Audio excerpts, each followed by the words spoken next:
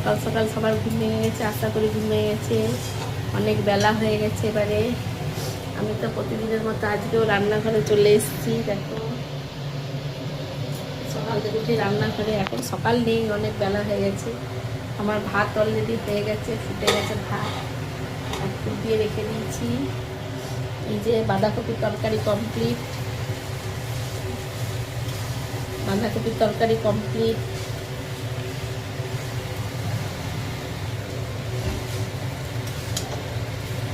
বাঁধাকপিতে একটুও জল দিইনি, জল ছাড়া রান্না করেছি। বাঁধাকপি আলু মটরশুঁটির তরকারি। আর এদিকে কড়াইয়ে দুধ ফুটছে, সামনে পিঠে পরব, ওই জন্য পিঠের জন্য দুধ গরম করছি, মেরে মেরে চাচ্ছি করব। বাঁধাকপিটা তুলে নিই।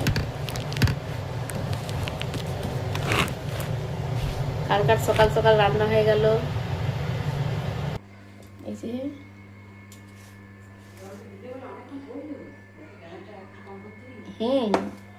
বাঁধাকপির তরকারি কমপ্লিট। এবার পোস্ত করব। দেখছি তুমি কি গরম, আমি কেটে নিচ্ছি।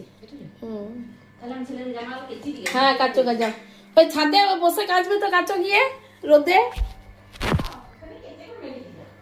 কোথায় বাথরুমে? তাই করবো মনে হয়। যিশুর জামাগুলো ভিজানো আছে, এটা তো আমি করে নিচ্ছি। আর কিছু করবো?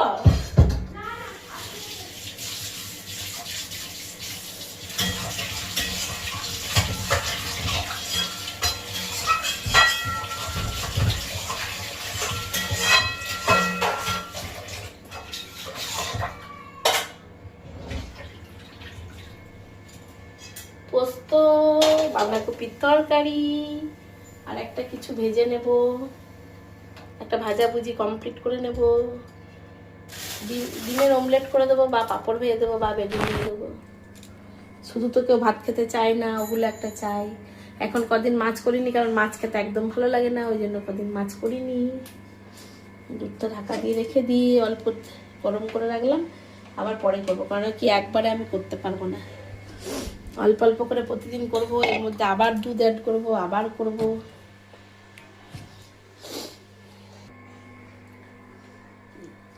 মোটামুটি কাজ কমপ্লিট।